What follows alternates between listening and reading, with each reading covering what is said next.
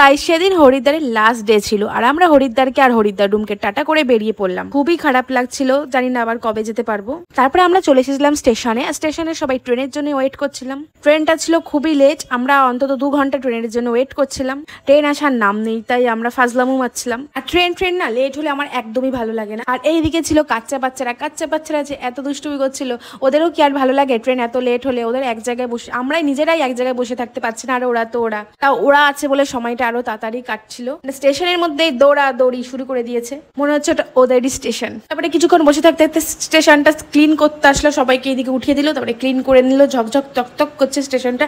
আর seriously Haridwar station খুবই clean, মনে শোয়া যাবে এমন একটা ক্লিন। আর অনেকে তো ঘুমিয়েও থাকে, এতটাই পরিষ্কার। আর আমাদের স্টেশন, ও মাই গড, কি বলবো, কিছু আর বললাম না। দেখতেই পারলে মিঠি কি করছে। আর এদিকে আমরা একটু রিলস শুট করছিলাম, কি আর করবো, ভাউতারি মারা ছাড়া আর কিছু করার নেই। ট্রেন লেট, ট্রেনের অপেক্ষা করতে করতে রাতির থেকে সকাল হয়ে আসলো। তারপরে ট্রেনের অ্যানাউন্সমেন্ট হলো, তারপরে আমরা স্টেশন চেঞ্জ করলাম, তারপরে আসলো ট্রেন। স্টেশন চেঞ্জ করার পরও 1 ঘন্টার পর ট্রেন এসেছে। আমাদের তো ধৈর্য কুলাচ্ছিল না।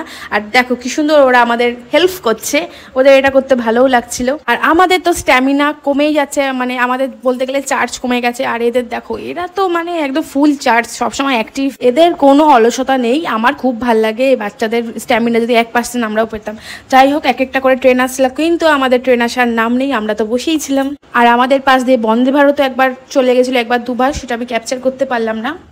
এইখানে আবার হনুমানের উৎপাত, যে একটু সকালে আলো পেলে সব হনুমানগুলো এসে হাজির। আর এইখানে হনুমানের গুলো এত বিচ্ছু এত বুচ্ছু, কি বলবো গাইস। এখানে মানে কিছু চশমা থাকলে কেড়ে নিয়ে নেবে, তোমার হাতে খাবার থাকলে কেড়ে নিয়ে নেবে, মানে তোমাদের খুব সাবধানে রাখতে হবে খাবারগুলো।